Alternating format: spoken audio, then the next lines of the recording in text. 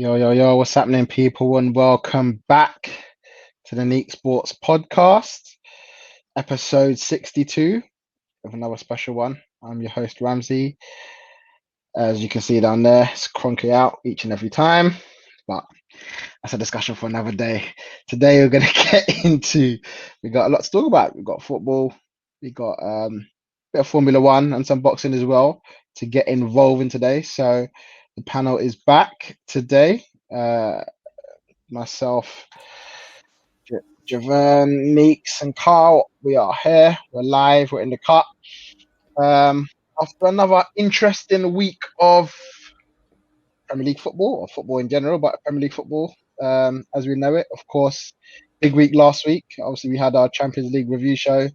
Two Premier League teams are in the Champions League final in Chelsea and Manchester City. And obviously that was the game on the weekend. The tactical battle started. Well, I guess it started technically in the FA Cup final before they even knew they were going to be facing each other in the Champions League final. It started then. Tuchel went up 1-0, actually winning. Was it actually they actually did win 1-0, didn't they? Yeah, 1-0. yeah, scored in that game, make it 1-0. And then Tuchel went to Pep's backyard and made it 2 out of 2, beating Pep Guardiola 2-1 at the Etihad. I don't even know. Who's the last team to beat City at the Etihad? Is anyone beating City? Yeah, Leeds. Left the one. Leeds. Was that at the Etihad? Or was that at Leeds? Yeah, it was at Etihad. I'm sure it was at Etihad. Okay. Thank you. Leicester spanked them earlier on. But yeah, man. So yeah, interesting game. Obviously Chelsea got the winner. Couple controversies in the game, but I guess to run straight to it. What did you make of the performance from Tuchel on Saturday? Compared to, obviously, all the pressure was on him, considering not on him, but on the game. Him going to the game, considering that they're going to play each other in a couple of weeks. What did you make of it as a game? Before I get into that, I'm not gonna lie. Whenever I see StreamYard, I instantly think that we're live. So I was about to say, yo, what was the intro and all of that? But I forgot. Here we are. Live on the Neeks Sports Podcast. On the podcast. So I was about to say, yo, how are we going in with no intro? But yeah,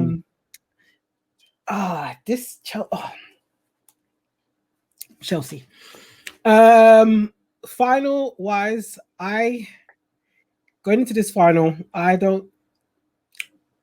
the pressure is on City, but I'm still wary. Like, I've said this before, and I know the response I'm gonna get, but we've beat him twice, and here we are on the third goal. Yes. How to put this? Luck will run out, as I've said before, and I know I'm gonna be hit with, but for me, like, as time goes by, the more you lose to someone, the more they're going to beat you. It's just going to happen, and I think this could be it. I think Man United have lost 1 game to Aston Villa in 44. So you yeah, but this ain't Aston Villa. This is Man City. You're playing the odds. Listen, Javern's playing the roulette table. Black. It must be a red next. Black again. Hey, like, all right, black this time, red. Green, the 0, green. That's what it feels like to me. And because Man City are a good side, they're bound to win. And I feel like of all times where they need to win is now. So the odds are going to be even heavily stacked for them. Wait, stop. See, this is what I'm saying. This is why I don't want to argue, because if Chelsea win, they'll be like, it was bound to happen because we won the last 2. That's not why you lost if you did. It's because either the players were better, your players didn't execute, you got tactically outclassed. Maybe the referee was poor, we don't know. But it ain't because you beat them twice before. Like, that's not the reason you lost. Like, you could have a mitigating factor in the sense that because we beat them twice before, Pep did X, Y, Z, and now he beat us. But it's not purely we lost 2, therefore we win the 3rd. It don't work like that. It does. There's a chance, isn't it? Like, they're gonna be all out. They're gonna be like, first of all, they've lost twice to us already. They don't want this to be a record. They're finally in this Champions League final. Aguero's last game. It's all stacked against us. Oh, it's all there. We're not even supposed to be in this final. Like, what's the famous term? The ball is round. The ball is round. Anything can happen. In December. The ball was round as well. The ball was round in December. And now you're back in the top 4. See, this is the point that I'm trying to make. This is the point that I'm trying to make. December, we were close to Arsenal, like 3 points next to them. Lampard lost the dressing room. Everything is all over the place. And now here we are in the Champions League final. Like, now you're back. No one expected this. So for us to be in this final is a massive achievement. And I have to give it to Tommy for doing this. But so for me, I'm going into this Champions League. My expectations ain't too high, and I think we didn't expect it. It was a good ride. If we win it, I'm ecstatic. I'm over the moon. I'm overjoyed. But if we didn't, then it was bound to happen, isn't it? It was bound to happen, isn't it? That's it. Neeks, what did you make of myself? What did you make of the game itself on Saturday in terms of the tactical battle between Pep and Tuchel? You know what? We should have been 2-0 down. What I like about Tuchel is that, or Tuchel, or Tommy. Tommy for sure. I'm not going with that. That's not my Tommy for sure. Tommy Bottler, because he lost the last Champions League final, isn't it? So what? Neymar and Mbappe did, but go on. Yeah, Tommy Bottler. What I like about his tactics, and I guess it's also the quality of the Chelsea squad. Maybe Jabin wasn't as mad as I first thought in it when he said, no, he was. He said the start of the season that Chelsea could win the league. Based on the squad, maybe you're onto something. But you have to take into account the manager that you got. You know, you have to put Lampard tackle on top of everything. We'll get onto that maybe at the end of the season anyway. But how he's got this Chelsea side playing in terms of versus Man City, the way that they're actually able to control possession for large periods of the game. The FA Cup semi-final, it was a weaker Man City side, cool. But that Man City side generally still bosses possession against every other opposition. And it's not even just that, I guess, all the oppositions are incapable of bossing possession, but they don't even consider it. They're just like, it's Man City, it's Pep Guardiola. The way to beat him is to sit back and counter.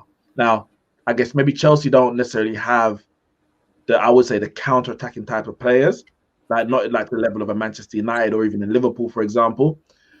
So maybe he has to play in a different way. But the fact that he trusts his team and his players and his coaching ability to get them to play in a different way. And they control possession about 50-50 against Man City in the FA Cup. In this one, I think it probably ended about 50-50 overall. I'm not 100% sure in the Premier League. But especially in that second half, they were able to control possession, control the game. And Man City were having to sit back, suck up pressure, and try and hit them on the counter-attack. And I think that's probably the most impressive thing in terms of the tactical battle, that it's not just a case of Man City, all right, sit back, counter, and hope they don't break down and hit you and hit them on the counter. They're showing that we've actually got the ability to actually play them at their own game, so to speak. What you're also seeing, and, maybe it's a bit of a dress rehearsal to say they kind of just feed each other out. What kind of different formations and tactics do? Pep went there with a 3-3-3-1. Like, it's what mad. The heck was that? Madness going on. But he's sussing, okay, maybe that can work, maybe this can work. And it did work. Like, in the first half, Man City were the better side. Clearly the better side. And it should have been 2-0 up. Like, granted, it all came to a head late in the half. We have like 3 offside goals. The Joker. He's always offside. But because the goal was scored on 44. Yeah. 44. And the penalty was after that. So it all came to a head very quickly, to be fair. But Man City were the better side in the first half. So maybe Pep has seen that and like, all right, we can actually use the same formation in the final the same tactics in the final, but with just better players and more execution. But I think tactically, Chelsea came out second half, maybe with a bit of we've got nothing to lose anyway. Like, we're losing already. No one expects anything. Let's try. We're in a good position in top 4 anyway, but let's go out there and try and get some points, get a draw, get a win. And did they deserve it? I mean, they scored 2 goals. That's the most important thing. I would say no. To be fair, I would say no. I don't think they deserved it. Because Man City should have had a penalty. They should have had another penalty at 1-1 when Raheem Sterling was fouled. So that was for me a refereeing error that benefited Chelsea. Was the VAR supposed to look for them? Well, they're all referees, pitch referee, video referee. They both got it wrong. But Chelsea went up the other end and scored. It was immediately. The few minutes was pretty much right at the end. Yeah. So I think that was a massive moment in the game because Man City were unlucky, but Chelsea, they came back in the game in the second half, and maybe they would have deserved the draw in the end. But I do like the tactical difference, like between how Oli plays against Pep versus how Tuchel's now playing against Pep. I mean, yeah. Yeah, see, the thing is, I actually enjoyed the game as well as a tactical battle, and I think Pep did it. I think Pep did it just because he could. Like, his position in the league meant that no matter what happens, yes, they were going to win the league. Yes, they're obviously going to win the league. Oh, is it? Sorry, just to stop, because you was telling me title race back on, blah, blah, blah. Oh, it's on. It's on. It's Man United's to bottle. They throw it away against Leicester or Liverpool, and that's it. They throw away their chance to win it. This is your chance to win the title, You see Man City shaking. They lose to Leeds. They lose to Chelsea. Their boots are quaking. So you better not give them the lead. You better not hand it to them against Leicester. You better not hand it to them against Liverpool. You better go out and do your job and keep yourself in with a chance. You got to believe, man. As long as Man United keep winning, then City can't win the league. Well, they can in their next game. City need one win. They need one win out of the next 3 games. Newcastle. So if they Brighton, keep losing, if they lose to Newcastle, Brighton, Everton, and Man United win all of their games, Man United will be the 2021 Premier League champion. Basically, Man United can get maximum 82 points. Man City are on 80 at the moment. And they got a better goal difference. Listen, I've seen Man City claw it back against Man United when the odds were stacked against them, 8 points away, and you thought, nah, Man United's done it. They won it. They won the league. And Man United start to falter. Man City clawed it back game by game, and then went down to the last game of the season, bro. I mean, listen, Newcastle, they're not pushovers. Things have happened. Yeah, Newcastle no pushovers. Just spank Leicester 4-2. Never know, man. Just I would say, do not hand it to them. Make them go win it themselves at least. But listen. Anyway, let me get back to it. So Man City, obviously they could have won the league against Chelsea, but as I said, they didn't have to because they know they got 3 other games to win. Whereas Tuchel needed to get at least a positive result. I'll probably say at least a draw. He probably went and said that would have been a good result to keep them in the race for the top 4. So I think that's why Pep decided to experiment to see whether the 3 centre-backs matching Chelsea's system with the 3 centre-backs as well, even though it wasn't the same in the middle of the park. But ultimately, I think he got it wrong. Like, I mean, obviously, they had a chance to win the game at 2-0. Sergio Aguero could have... For me, Sergio Aguero scores that, the City win the game. Like even Tuchel said it. He said at 2-0, that could have been game over. Like he literally said at 2-0. But they definitely don't lose. Chelsea ain't scoring 3 in that second half. Yeah, exactly. And the whole team sort of now switches up. You're 1-0 down. They've missed a penalty in the first half, and all of a sudden the team talk is like, all right, we're still in this now. And so you motivate the players to go out and do another job. Pep Guardiola's now got a harder job because they were about to be in control of the game, and then you've got to go and get your mindset back in, say no, we're only 1-0 up, and you can't see it through. But I still think he went to go and see whether the 3 at the back worked, and I just don't think it does. I don't think it suited them. I know it was Ake, Diaz, and Laporte, but I don't think it really suited the way City play. It felt like they had an extra man for no reason at the back, and they had just pretty much left Rodri in the middle by himself.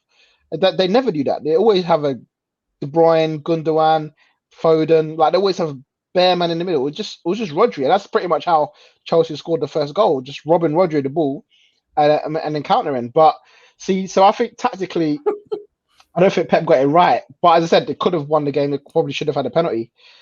Tuchel, for me, I said it before, like in these kind of games, he knows how to keep his team in it. And I think that's the positive thing for him. Like, yes, they got lucky with the penalty, but for 43 minutes in that game, City didn't really create many clear-cut chances. They were getting dominated for the first half. Didn't Mendy make a few saves? He made one very good save.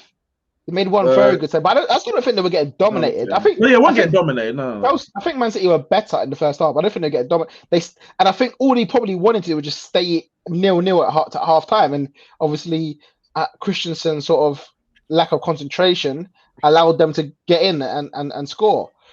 And I think funny how he's always injured afterwards whenever a goal happens. Yeah. Oh yeah, wait, who did that happen against? Oh. I can't remember which team it happened against. Was it Liverpool? Or Liverpool got sent off, innit? He got sent off. Yeah, but did he get injured in that one? Was that the he stayed down. He stayed down. He stayed down, isn't it? Always. But at the same time, the opposite thing on that is that he's actually got Christensen playing well with Rudiger, and obviously Aspilicueta, and genuinely, I literally remember last season Sheffield United away when you conceded a goal. I said those three are not good enough for Chelsea. Aspilicueta, Christensen, and Rudiger. That was about 4 at the time. They're not good enough. And Javern, you said it as well. You said like they needed a change in the defender. They needed a new left back. Obviously, Alonso was there at the time. And it just got him Chilwell, been absolutely brilliant. But it's more than that. It's more. It actually doesn't really matter who plays in that. Come revitalize that whole defense. Everyone stepped up. They got leader, captain. But for me, it's more about Tuchel than it is about the players, because it's the way he got them playing, the system that he's got. So that Zuma comes in that second half, and all of a sudden you played better in the second half than you do in the first half. Like it's like, and there's obviously an argument. There's an argument to say that.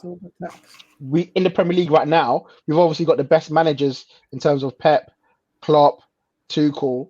Well, obviously Tuchel in recent times obviously get to a Champions League final, and you kind of it's much more of a tactical battle than it is about. Ollie's in a Europe final. Ancelotti, that's the other one I was going to say. Ancelotti, yeah, Ancelotti's in the. Ollie's in a European final.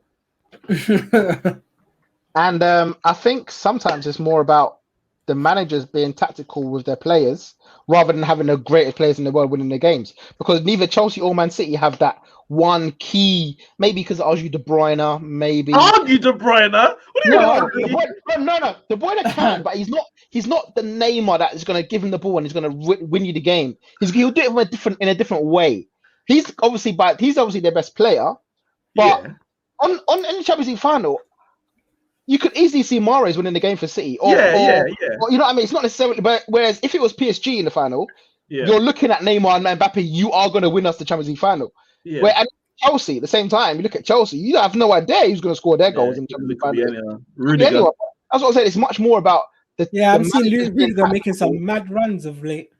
Yeah, more about the managers being tactical rather than the players. But anyway, that was my take on it. Carl, what did you make of the game, Pep v Tuchel? What's your thoughts on it? Pep in the mud. Well, I didn't actually get time to watch the game, so I haven't actually seen the game. But obviously, I saw the lineups.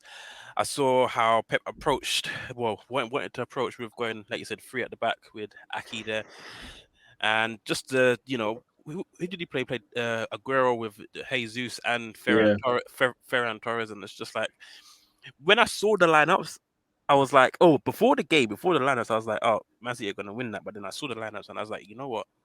Chelsea got their number, because obviously Chelsea since getting Tuchel, that they're no mugs. So I guess it was like Ramon said. I guess it was just more of an experimental thing for Pep, because obviously he tried a thing in the FA Cup semi-final and it didn't work because he didn't play his strongest squad. And so he's tried a different thing in this Premier League game because he knows that the Champions League final is the most important and he wants to get it right. So he's trying to suss out what is the perfect approach. Wait, is he overthinking already before the finals even come? Maybe the best thing for him would be to have lost that game. Because imagine they win it 4-0. He's going to do the same thing. He's going to do the same thing in the Champions League final now. Play the 3 at the back, and then it don't work, and it happens, and then they lose the game. Listen, 3 times a charm. But you know what? but you know what I always say, right? When you're the better team, right? Or when I say the better team, like obviously Chelsea's squad, they spent a lot of money on it, and they have quality players. They're supposed to be able to match Man City, but they haven't been at the races this season, mainly due to the managerial abilities. But they haven't been at it this season. Now that they've upped their pace, when you're supposed to be the better team, by better team I mean the favourites. Man City were always in the semi-final of the FA Cup. Man City were favourites. Man City were favourites in this Premier League game, and going into the Champions League final, even though Chelsea have won the last 2 games against Man City are still going into that Champions League final as favourites. They're going into it as favourites, right?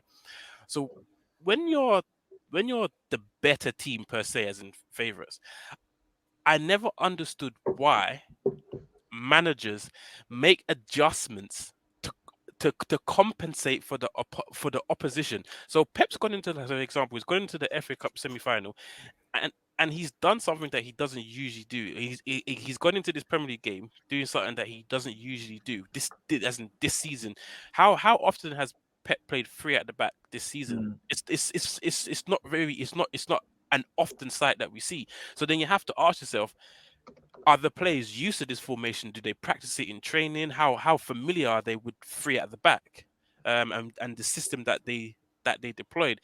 Was it just a more of a sentimental thing? Aguero playing out his last few games for Manchester City, XYZ, or is Pep generally just trying to suss out Chelsea? For me, if you play your best team and you play the way you play, you beat more teams than not. Like for example, prime example, semi-final of the Champions League against PSG. They won both games. They won both legs, home and away, because for me, they are a better team than PSG. Yes, PSG have a good front 3, but from back to front, Man City are a stronger team than PSG. So you played the game your way, you make the team that is weaker than you adjust to you because you are the better team. So I never Pep's trying to suss out Chelsea. It should be Chelsea trying to suss out Man City. You go out there and you take the game to them and make Tuchel doing the thinking. Why I don't understand why Pep's doing the thinking. Or it could just be mind games and leaving questioning. Well, I actually don't know what Pep's going to do come this Champions League final. Maybe he's going to do this. Maybe he's going to do that.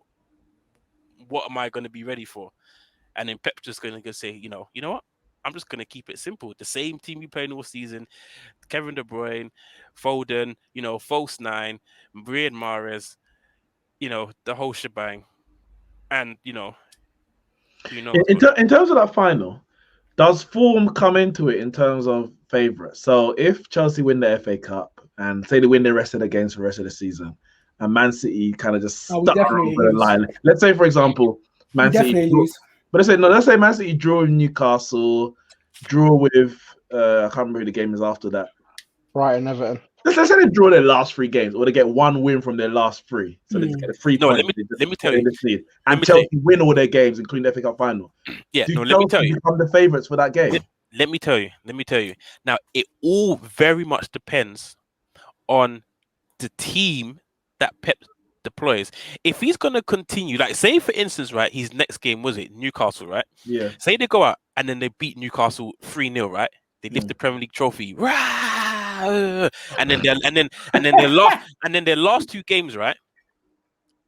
He's playing under 8. He's playing Sterling, Jesus, and he's playing Mendy, Aki, and these players that really didn't play throughout the season, right? And he's playing them. And then they draw and then lose, or lose their last 2 games, right? I don't think it does. If Pep decides that, okay, we won the game against Newcastle, we've lifted the Premier League title, we've lifted the League Cup, they've got 2 trophies in their bag, the boys are ready to go for the 3rd. Let me rest them for the last 2 games, regardless of result. I don't care. I don't think it does. I genuinely don't think it does. I genuinely don't think form matters. I don't think form matters regardless. Like because it's Pep Guardiola, I genuinely think because it's Pep Guardiola, I don't think the form matters at all. If it was someone else where you can see that the team is buoyed by form, maybe. But the thing is, we're gonna see a strong team against Newcastle because they all got arrested and they're not playing until Friday. So we're gonna see a strong team there. We're probably gonna see Aguero start on the last game of the season because this is his last home game. There's fans there. They're actually lifting the title on that Sunday, the last game of the season. So they lifted it last game of the season. Then they got Champions League 6 days later. And because it's 6 days later, we're probably going to see a rotated squad anyway. So even if Everton beat them 3-0, they lift the title. I still think Man City are going to be favourites going into that game. Should Manchester United catch them and win the Premier League? Does form still come into it? But then it's not about form. Then it's about you bottle the league. You better not bottle the Champions League. you better not bottle that Champions League. Wait. Question. If Man United, should Manchester United win the Premier League and Europa League, and Man City win the Champions League, who's had a better season? Would be Manchester United. Oh man, it will have to be because don't forget Man City on a double as well. You know. The reason why I say that is because it was game week 2 and Man United were already 6 points behind. Wait. So and they only played one. So was Man City. So was Man City. Man City had a delayed start against Aston Villa. The first game got written off. Won their first game. Man City won their first game. Well, their second game. It was the game against Aston Villa. It's the Champions League. Man United were the only team that was 6 points behind at the start of the season, only playing one game. So League Cup and Champions League versus Premier League and Europa League. It's got to be Man City. It's got to be Man City. Why does it have to be Man City? No, the reason why is because they win their first ever Champions League. It's history making.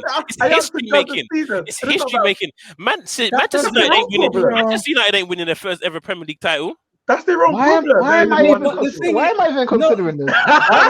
The thing is, what makes it better is because Man United they were the last person anyone would have thought to win the league. And that is why it would be a better season. Manchester City were the last team anyone thought they were going to win the Champions League. Oh, please. They're favourites every year. All right, put it like this. Champions League and League Cup double, by the way. If Sheffield United won the league and the Europa League, who had the better season? City or Sheffield United?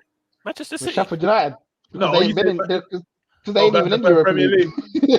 No, but this is the point I'm trying to make. Like, you don't expect. No, but the Europa League, but Man United are favourites for the Europa League. So for me, that Europa League is literally the same as the League Cup in terms of like. Even though it's not, but go on. But like, go on. They're the same. They're the same. They had to play AC Man Milan, and then Man City had to play County Rovers. Like, come on, man. Man City were the favourites for the Champions League. But with the teams that are in it, that was Bayern. With the teams that are in it at the start with Bayern, I don't think they were clear favourites past Bayern. We had AC Milan. What a tough game that was. Anyway, that's not going to happen. So let's move on. Let's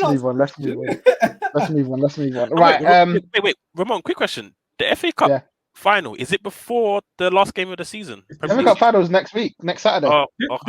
Wait, no. Not this Saturday. Yeah, this Saturday is in. This Saturday coming. Yeah. This Saturday coming. They couldn't fit it in. They couldn't fit it in on a weekend by itself with COVID before the Champions League final. So, yeah, it's this Saturday, which is in the middle, and then there's like a Premier League game after it. They've done this a few seasons now. Yeah, they have. I think last year because of COVID, it was by itself. Okay. The week after, but yeah. So all right. So let's have a quick conversation about the top four. So obviously, Chelsea won their game against City. Leicester got battered by Joe Willock and co at Newcastle. West Ham lost to Everton. And obviously Liverpool won as well. I guess in from last week's result, points on the board is all good, but you got to win your games, right? And Liverpool are now 1 point behind West Ham. So like, all right, Liverpool's got a game in hand. Is their game in hand on West Ham? Us, Man United. Yeah. Are West Ham playing this week? No, they're playing on the weekend though. They're playing on the weekend when the game Man United hand is us, but the game in hand on Leicester is West Brom because Leicester's playing tomorrow. Yes. Okay. Yes. And so, but so if basically Liverpool beat West Brom, and Leicester don't beat Man United, then they'll be 3 points behind Leicester. All right, no, forget that. So yeah, if West Brom, if Liverpool, but then they got to be. Forgetting the Man United. Forget Man United. If Liverpool beat West Brom, they're 3 points behind. Yeah. Leicester got Man United, then the Liverpool got Man United. Yeah. And then Leicester got Chelsea and Spurs to end the season. So for me, right now, before the Man United game tomorrow, Man United Leicester game, for me, it's advantage Liverpool. Like, points on the board is all good.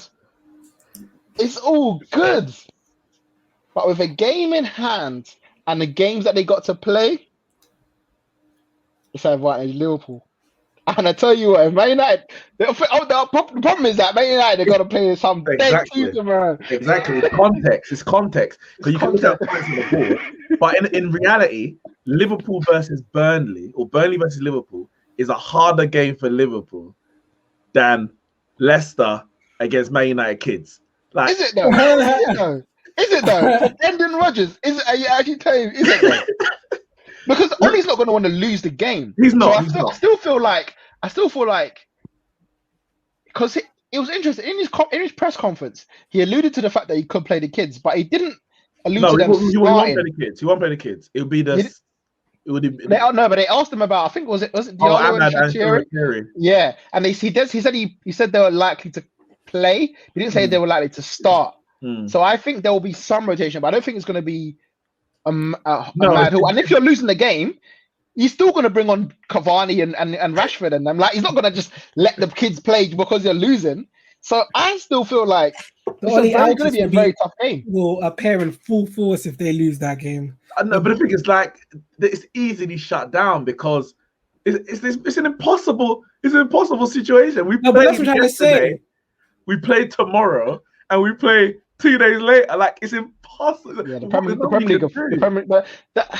League have really messed up this. They really messed this up. There's no need for this. There's no need. Just move the Liverpool West Brom game.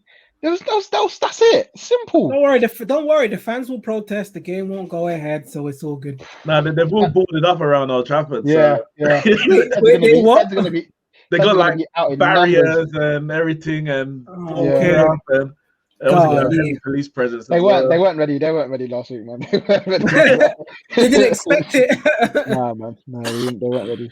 But yeah, I think Liverpool. Advantage Liverpool. No, I won't say advantage Liverpool. I think it's advantage Liverpool. And you know what? If Leicester don't make it, forget the last 3 games. They lost it against West Ham and Newcastle.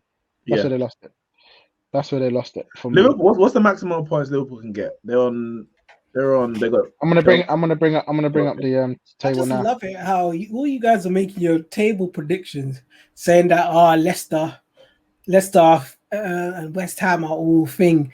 And I was saying to Kyle and I was saying to a few others, because they made this little bet saying that top 4 will be Man United, Man City, Leicester, and West Ham. I'm like, you guys could have used that pound for something else. Like, you could have made that. It was never going to be Leicester and West Ham. No, I said you guys could have made that. You guys could have used that pound for something else. You wasted that pound. But then say that Chelsea have to be in that top 4, and then them men are saying that. Look how West Ham. There's no guarantee. There's no guarantee Chelsea getting that top 4. There's no guarantee Chelsea getting that top 4. There isn't. But for me personally, I was saying they have to get it. Like, I'm not thinking about what if they don't. It's straight. They have to get it. But Chelsea have got Arsenal this week, right? Yeah. FA Cup final. Yeah. And then it's Leicester and Spurs? No. We could be playing Rome. Leicester are playing Spurs. Ramon, I hear what Leicester you're are playing saying, first. but we could have had Real Madrid 3 times in a row for the league. I don't care. We have to be in that top 4, so y'all better find a way to get in there. So when I was saying to them, Don't worry. You got Champions League final to fall back on. You're good, bro. No, fall back, bro. You're good. No, we're in the final. Cool. Let's not worry about the final. Let's not have no fallback. Get into that top 4. I don't care if we were playing FC Young Boys in the final. Get into the top 4 first. Secure that, then we can worry about a final, because that's what, like, imagine we don't get into the final. Now we have to win this final. No. Get into the top 4. Bro, been there. Not easy. Listen, I hear that. That's why we need to make sure we finish in there. And I told them, man, were going on like saying West Ham and Leicester City weren't gonna. I'm like, listen, they are. And they said I was hating, and here we are today. The big thing for Chelsea was that win. The big thing for Chelsea is that win against Man City was huge. Yeah, to get 3 points there is like that was it was very huge. I I was like, we could take a draw because we were 1-0, 2-0 down at one point until a girl missed the penalty. Yeah. The thing is, you're gonna beat Arsenal easily anyway. So I don't even know what I'm talking about. You should do. Anyway, you should beat Arsenal. We and then they've got Leicester, and then they've got Aston Villa. That win there against Manchester City has allowed us to have a big breathing room, because Leicester still have to play Tottenham, and they still have to play us. So and West Ham, we just don't know with West Ham, because they just got, who did they just lose to? Everton. I think West Ham are out of it. Yeah, I think they are. Because that was a big loss. If West Ham win their 3 games, I was actually predicting a draw in that game for West Ham. But if they win their 3 games, they will be on 67, which means Chelsea. Yeah, I know they're not, but I mean Chelsea only need 3 points, and Leicester need 4 to be ahead of them. We just need 1 more win, and I think we're through. Liverpool, they can get what, max 69? Yeah. Which means, and it's plausible, but I don't think they'll get it. I think they'll drop points, at least 1, hopefully against us, which means they're looking more about 9 points. I think Liverpool win 3 max, which takes them to 66, which means Leicester need 1 win and tight losses. Like, don't be getting battered by anyone. You get 1 win, tight losses, and you might make it, or win and a draw. But I don't know if Leicester's gonna. It's my prediction. My prediction is Liverpool will get 7 points. I think they'll win 2, lose 1, draw 1, and that would take them on to what's that? 64. 64? Yeah, 64. Which means Leicester need 1 win. But that ain't easy. That ain't easy. I think it's going to the last day of the season. Unless they beat us tomorrow. If Leicester beat us tomorrow, then they'll make it. Because they won't lose to Spurs on the last day of the season. They won't. No, they won't. You say that. You say that, bro. You say that, bro. Spurs are trash. Listen, everyone thought that Leicester were going to beat Newcastle. Here we are. They were 3-0 up at one point. What is that? I'm not going to lie. I didn't think they were going to beat Newcastle. I was telling LCFC boy, I said, you're not talking about we're going to beat Newcastle. Go and beat Newcastle first before you start talking. Like, I'm not. I'm going to say. Because wasn't it the other week when we said, I think they were playing Burnley, we said, Leicester win this game, then top 4 is fine. Now look, Chelsea's above them and West Ham at the last time we said that. So we just don't know. We just don't know right now. I think Leicester, if Leicester get something against us, I think Leicester might need to beat us, you know. I think they need to beat you. They need to beat you because they got the FA Cup final on the weekend. They got the FA Cup final weekend, so there's no guarantee they're putting out I mean, they have to, I guess, isn't it? But they got FA Cup final on Saturday. Yeah. I was going to say, no, they're putting the strongest against us, and they have to play both, and then Chelsea after that, and then Spurs after that. So, like, they have to go all out. And the thing is, Leicester City want top 4, but they don't need it. So it wouldn't be a big. It wouldn't be a big thing for them to get. Okay, but when you say a big, but you say that. When you say in terms of what? Okay, if Manchester City, not even social media, just in general, like Leicester City, they're not supposed. Well, let's say not supposed to, but if they finish in the top 4, congratulations, well done, you guys did well. But if they don't finish in the top 4, it's not going to be like, oh my days, it's a catastrophe. You know, they didn't, didn't get the place. It's like Liverpool. Liverpool have to finish in the top 4. Why? If Liverpool don't finish in the top 4, in terms of if Liverpool don't finish in the top 4, there's going to be people are going to be up in arms. How's Liverpool not finishing? But if Leicester doesn't finish, no, I know you're saying tough, but that's what I'm trying to say. The difference is if Leicester don't finish in that top 4, no one's going to be like, oh, no, but you're talking about media pressure or media reports in the sense. Club pressure. It's Klopp like Aston Villa. Does Aston Villa will have to be? No, but I'm saying is Klopp going to be sacked if he doesn't get there? It could potentially get no, sacked. He's not. The place that where I agree with you is that it will be a bigger loss for Liverpool not being in Champions League than Leicester. That's what I'm saying. That's what I'm saying. In terms of Liverpool being the big club that needs Champions League football to potentially attract more players to. Yeah, but Leicester need Champions League football more to attract more better players than Liverpool. No, Liverpool can attract big players because they're Liverpool. Leicester can't. Yeah. Leicester need Champions League football if they're going to progress as a side. Liverpool can progress without Champions League football. No, I hear that. I hear where you're coming from. I don't think the Leicester City people are going to be a less because of their transfers change depending on whether they get Champions League football or not. Well, I still think in terms of if they have to sell players, if Ndidi or Tielemans. If a club comes in and says, and they're like, potentially. But then you're going to say for Liverpool. For Liverpool, there'll be Liverpool players that may say, you know what, you ain't in Champions League next year. Yeah. Like Wijnaldum could sign a new deal. He's not Champions League football that's holding him back. He wants the league. But I'm saying if they don't finish Champions League football, it's a case to say, you know what, let me bounce because I wanted to bounce anyway. And I'm not saying it's the be all and end all, but it could be the. I think there's more detriment on a bigger club not getting in those places. Like, look at Man United, where they finish out of it. Where's the money, the commercial revenue? Like, remember they said you have to finish in top 4. You lose in these deals. And those the bigger clubs 2 years in a row. But I think those bigger clubs have more to lose not coming in top 4 than Leicester or West Ham. No, but Liverpool, it's like if Liverpool don't get top 4 this year, it's not going to hinder them not getting top 4 next year. Whereas Leicester not getting Champions League football this year will stall them, I think, getting it in future years because it may affect players that stay and players that go. I think the only thing that's different is the expectation and the outcry. If Liverpool miss out, it's big news. If Leicester miss out, it's like, oh, we expected it anyway. But in terms of Leicester's progression, it's like Tottenham. No one's saying, oh, Tottenham, it's bigger news for Liverpool to miss out of Champions League than Tottenham and Arsenal. But in reality, Tottenham and Arsenal need it more. They need Champions League football for the money and for the attraction of players that Liverpool do.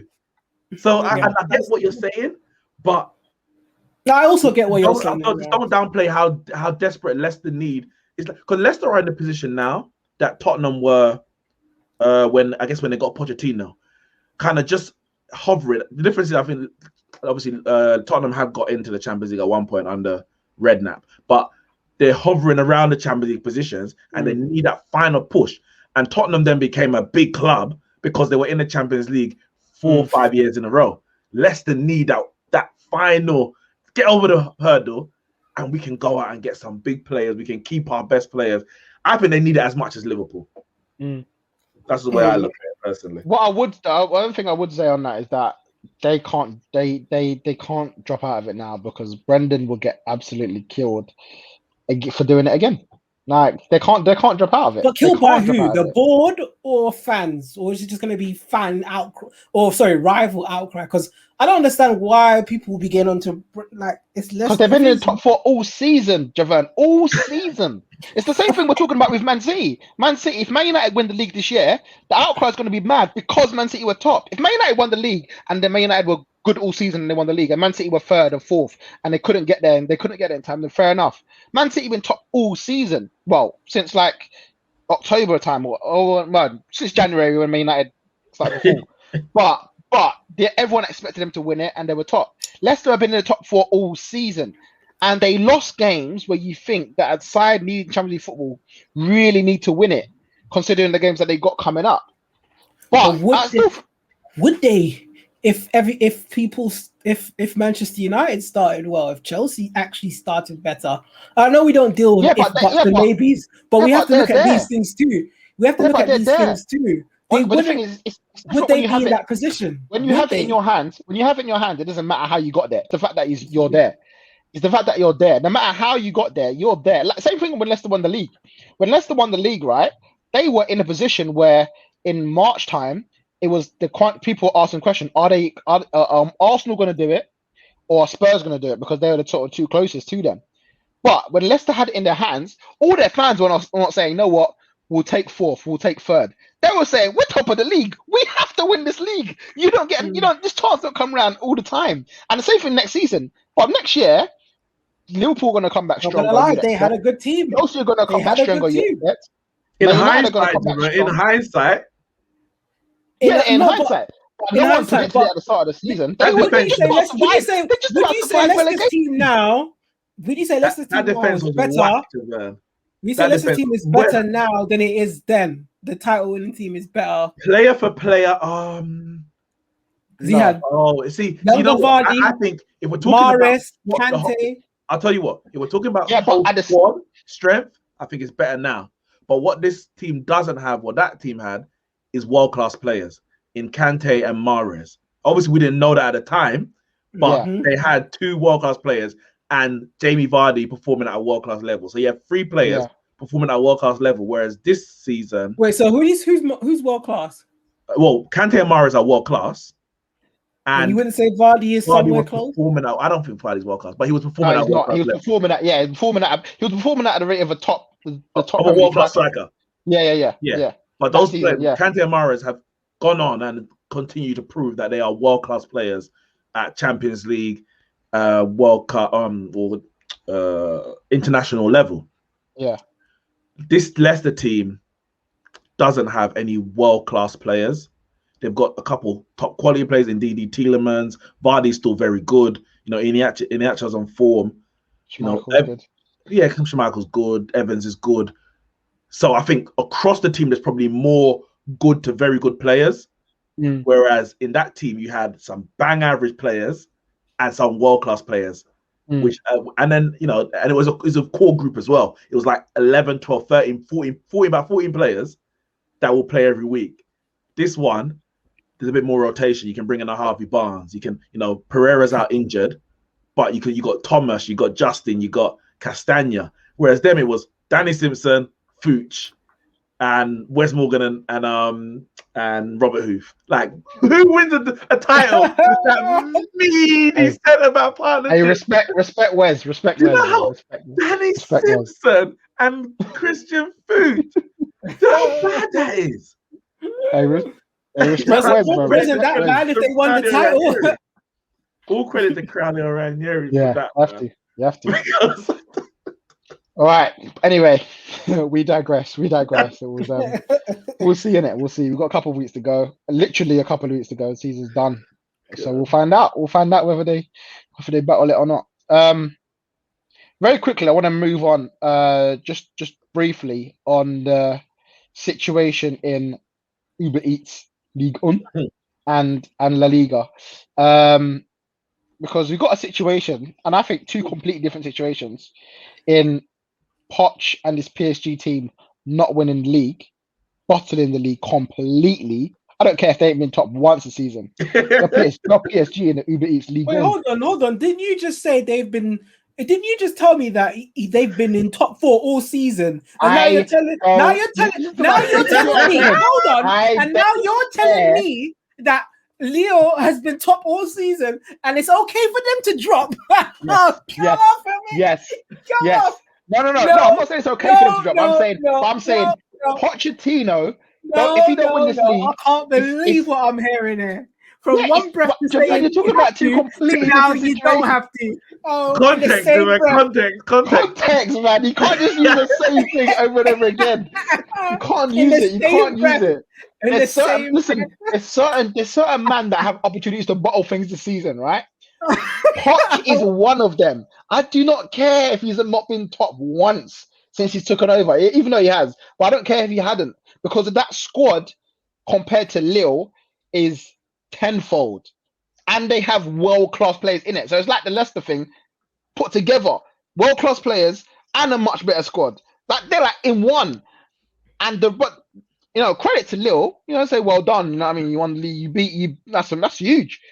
But Pochettino, I mean, I don't know what the board's thinking, because remember what we always said with Tuchel and with Emery. The league is easy. Can you win the Champions League though? Can you win the Champions League?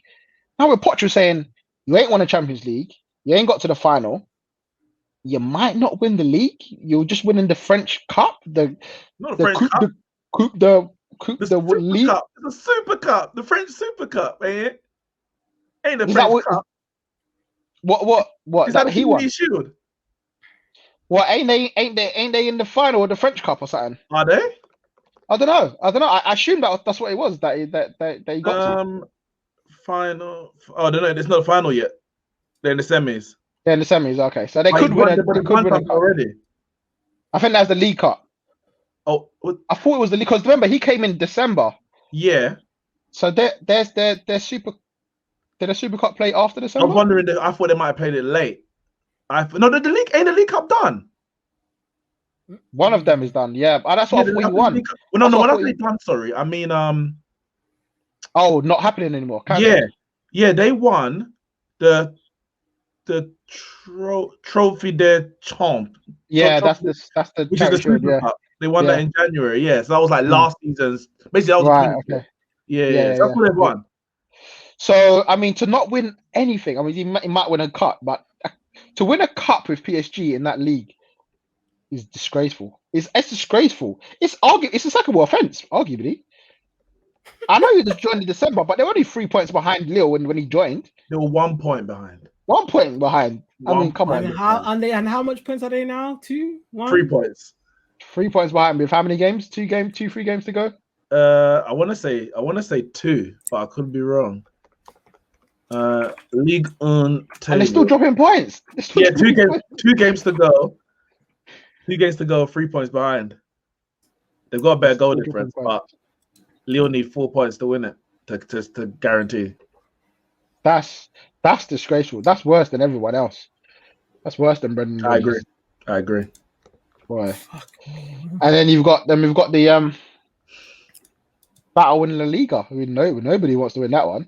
That one's like nobody can put a run. After that whole talk of Carl was like Barcelona winning this game, winning that game. Now nobody can put a run together and win, whether they play each other or not. Like, Carl, you there? Yeah, man. What's your take on the current state of La Liga at the moment? Wait, what do you mean? The title race? Yeah, the title race. Yeah. I think Atleticos won it. You sure about that? No. I think they've done enough. I think Real Madrid at one stage over the last, let's say, 4 games, over the last 4, actually not over the last 3 games, every one of those teams from first to fourth had a chance to say it's in our hands. Like we could have won it. Even Sevilla. Like, no, I don't think Sevilla could say it's in our hands. The other 3 could say it's in their hands. I think they could say that comfortably. Oh man, Sevilla had it, man. They dropped 5 points, didn't they? Yeah, but they were also behind. Like it would have been a big milestone for them to win all of their games. I know if they won all of their games, they would have won the league. But there was so. Yeah, but if Sheffield United won all their games from the beginning, they would have won the league as well. Yeah, it's too much of a big ass to say it was in their hands, man. Wait. When you got like 6 games to go, you're asking them to win them all. That ain't too much of an ask. You're in top. It is, man. You've been on form all season. You better go out. Nah, man. Have they even won? That's the same thing with That's the same thing with the others. Like Barcelona, when put that mad run together where they won how many in a row? You looked at it the other day, wasn't it? Like 10 games in a row, or something like that. One draw, or something like that. Yeah. And then you're like, okay, if you do that, you might as well win the next 6 then, innit? And win the league. Like, it's not that easy, innit? I guess the odds will say that a loss is coming, innit? It's true. The roulette table. The roulette table will come. Exactly the time. But I mean, I do believe, that every time you win a game, you're one game closer to your next loss, innit? Of course, but you're also one game closer to your next win. Well, if you take it in isolation, you're still one game closer to your next win. You gotta look at third time's a charm. Oh, Javan, that's what I was gonna say earlier. As well. With Pep Guardiola, he's won 14 out of 15 finals. So he's one step closer to his next. Surely, looking at the roulette table, the odds are stacked of him losing that. And he's won the 2 finals that he's been in. Surely he's due a loss in the Champions League final. He's due a loss. So as much as Tuchel's due a loss in the head-to-head, Pep's due a loss in his own personal. But it still counts, isn't it? So one is over, one's gonna win. It's either gonna be black or red.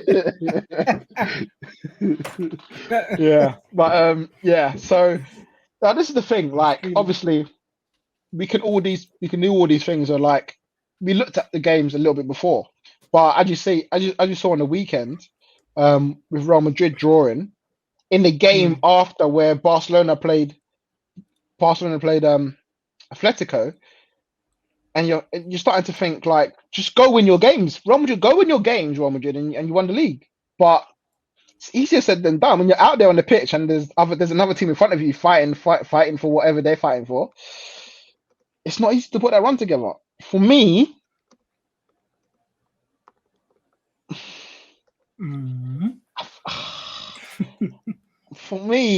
I want to say Atletico are the favourites.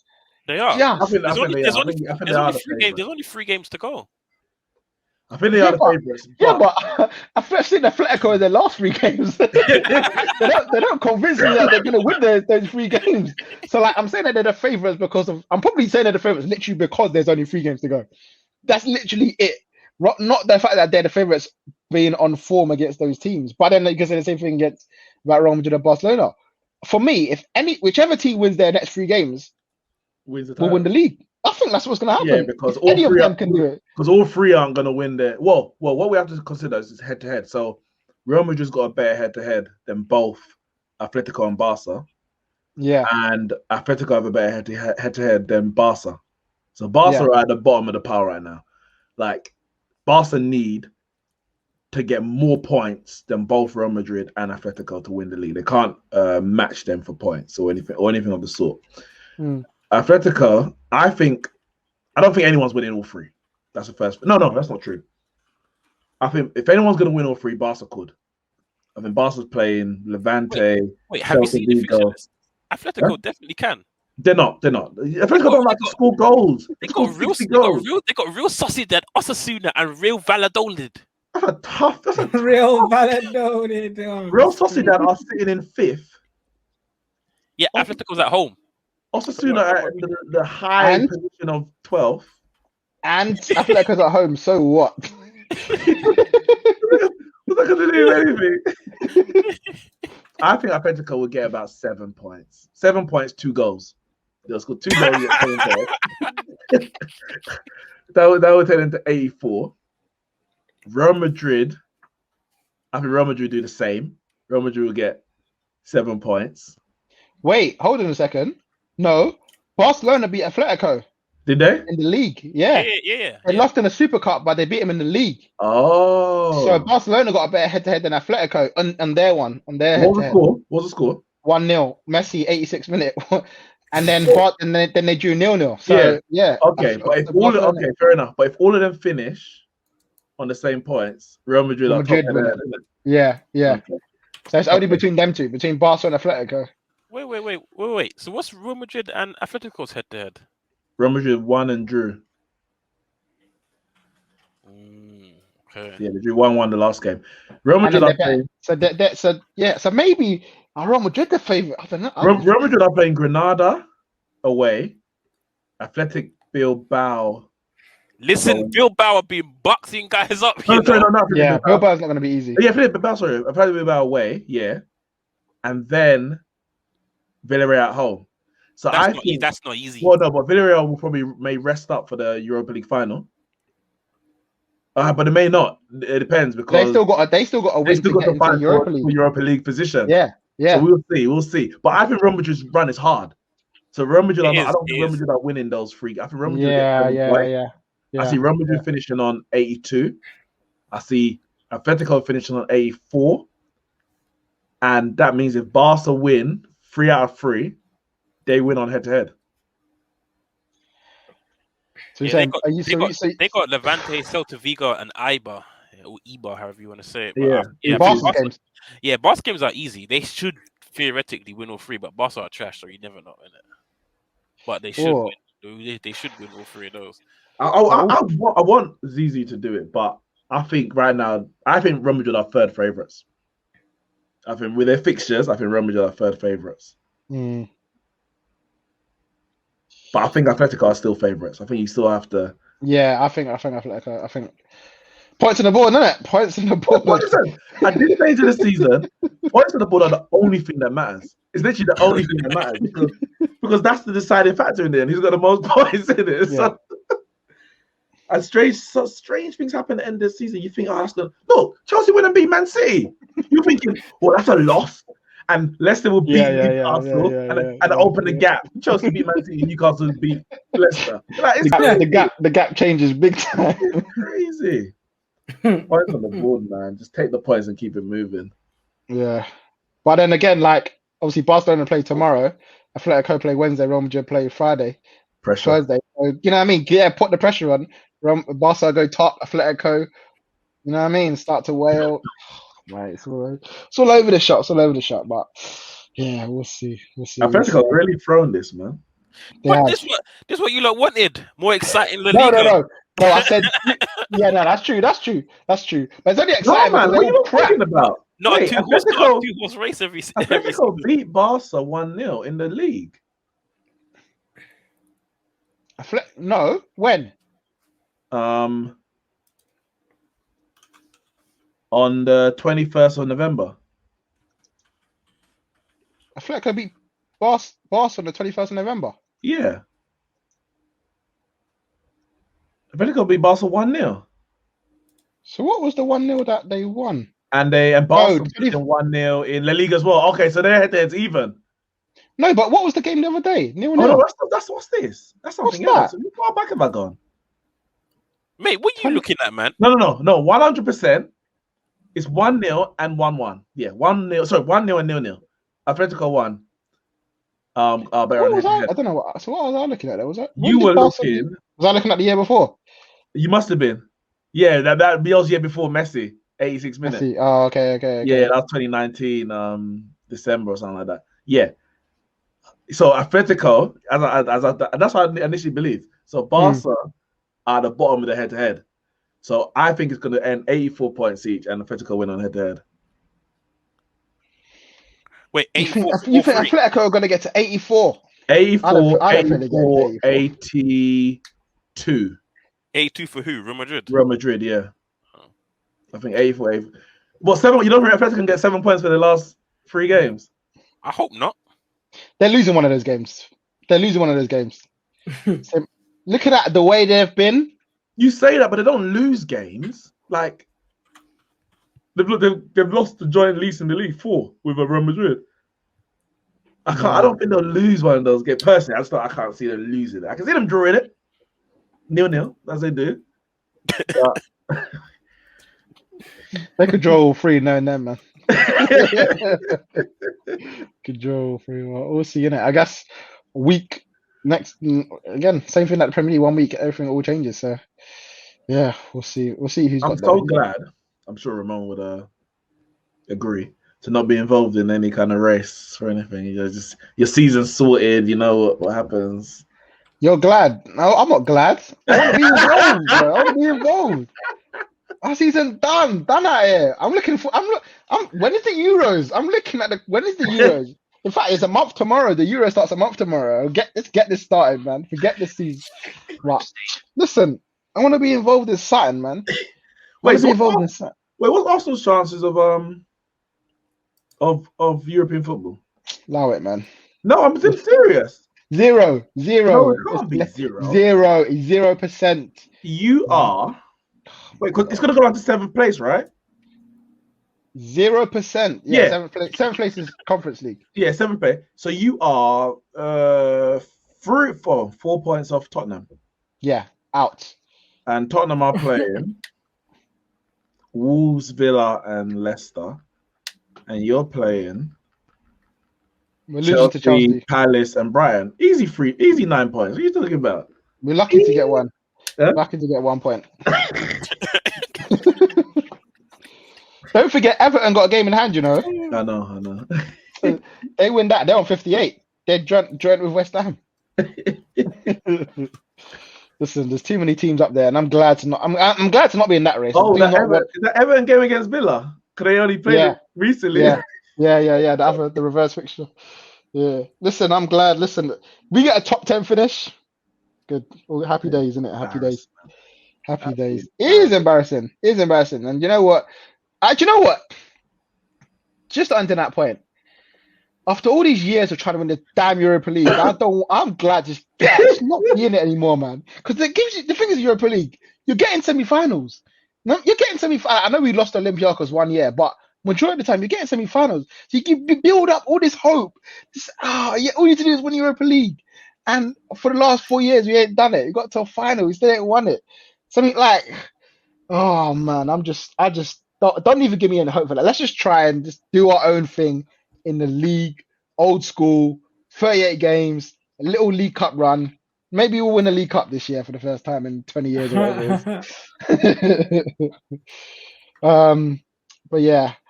All right, let's dive away. Let's dive away from the football scene. Because big race on Sunday in Spain. In the Formula One. Mercedes, Red Bull at it again. All the mind games. Or he was going to end up. He was going to come out with the better tactics, and in the end, like as much as it was obviously good driving from both of them, really, both of them, it was the tactical battle that won it in the end. Mercedes won it with the tactical battle of a Red Bull, and it was so before I get into it, it was so funny on the radio when my man said to Verstappen, it's like Hungary all over again. Yeah. It's like they knew. It was like, here we go again. but yeah, when they I don't know if they lied to him or whatever, but they were like, he's gonna catch you on the last lap. Man caught him with like 7 laps to go. Yeah. Because I mean, I don't know if they really took into account where the tires are going to be after 42 laps. Like they're going to be finished, and obviously it probably got worse as the time was going on. So they probably, maybe the prediction on the graph was saying 1 lap, last lap, but like the tires are getting worse every lap it goes. Should Red Bull have taken the pit afterwards? Yeah, straight away. In hindsight. In hindsight and during the race, I was like, as soon as I saw Hamilton pit the second time, I was like, Max needs to go in right now. First of all, he pitted way too early because, like they said, Pirelli, obviously, they do their own testing and they give the teams the recommended laps from their testing, how much each set of tires can last. And the tires that Max was on, the medium tires, they were saying that Pirelli say 40 laps is what you're going to get out of those compound. 40 laps. And Max had, 42 laps to do when he pitted? He had about 42 laps. So his stint was longer than Pirelli's recommended 40 laps. So they already knew that, okay, you're gonna be right on the edge of the cliff come the end of your race. So you're gonna have to manage these tires and try and hold off Lewis. Because I think what they were thinking was during the race, even though Lewis was faster, like they were saying, it's a very difficult track to overtake on. It's not a very easy track to overtake on.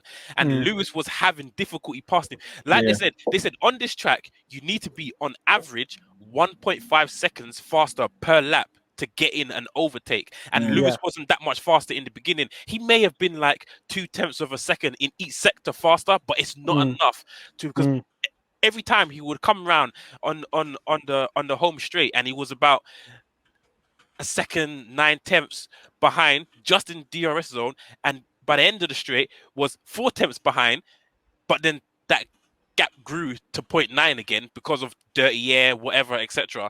And yeah, he just didn't have enough pace to pass Max. So it was, first of all, I thought Max prematurely pitted. They prematurely pitted, and I think the reason why they did that is because they thought if we overcut and build up a gap over Lewis, by the time Lewis comes in, we're still going to be holding first place.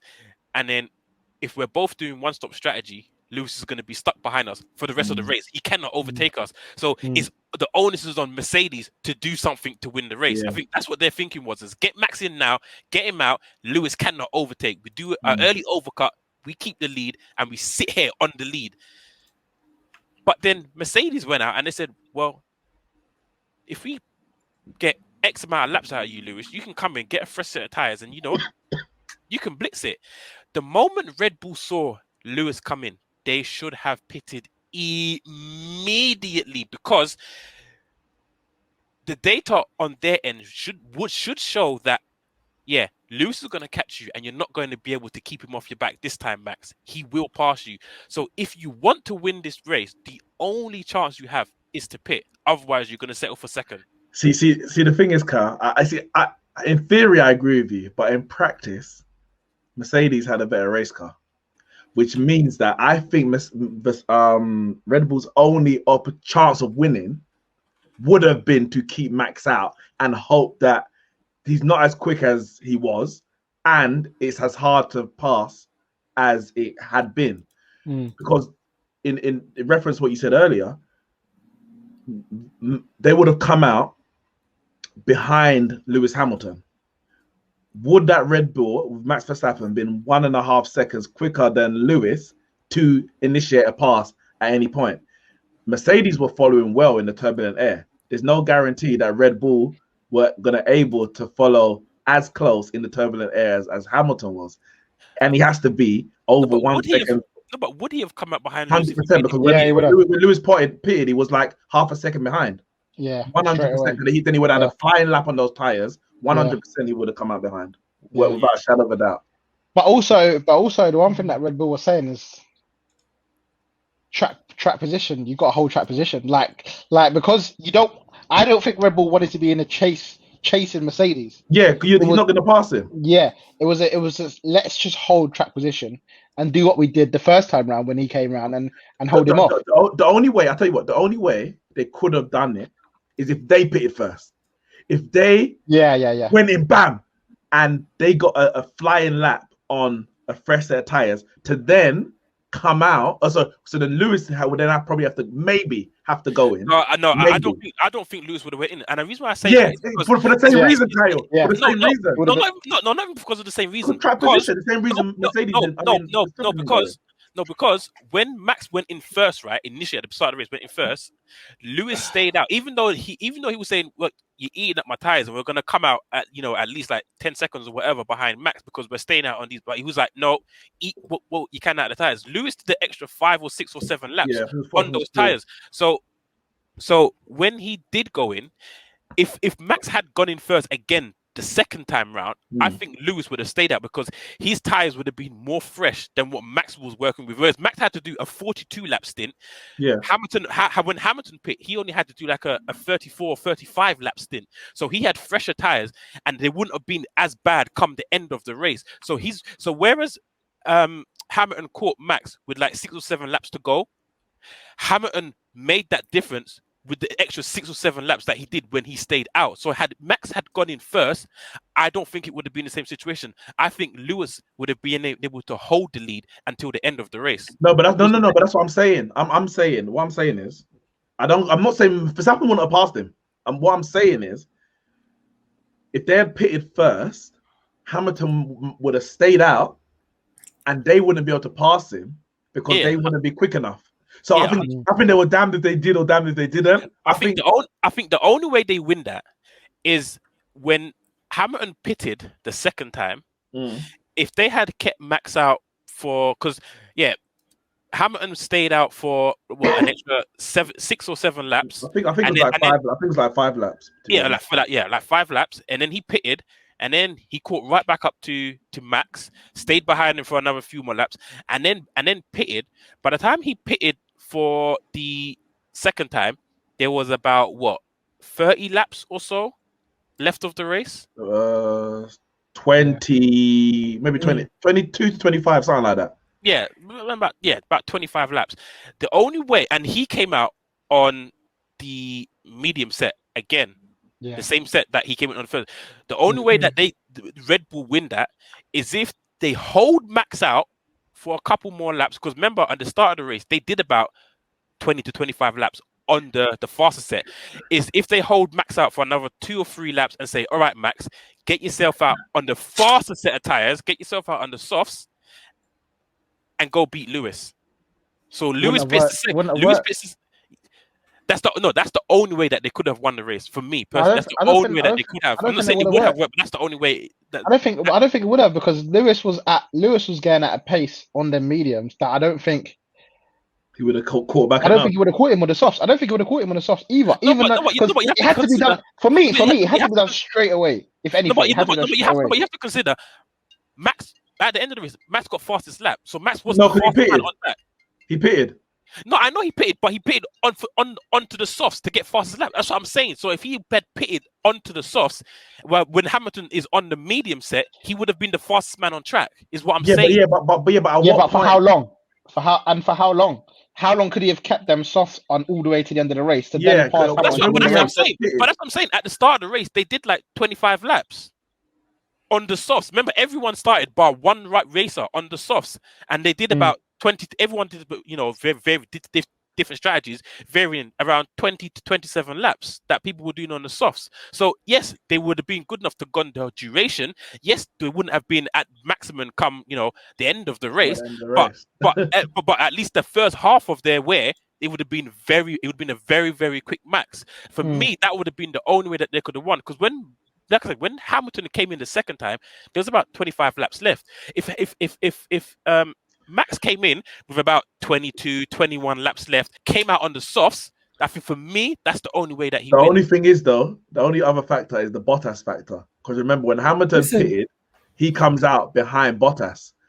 If Verstappen would have to have got past Bottas. Nah, he wouldn't have been behind Bottas because as soon as Hamilton pitted and he came back past Bottas pitted straight away. So Bottas no.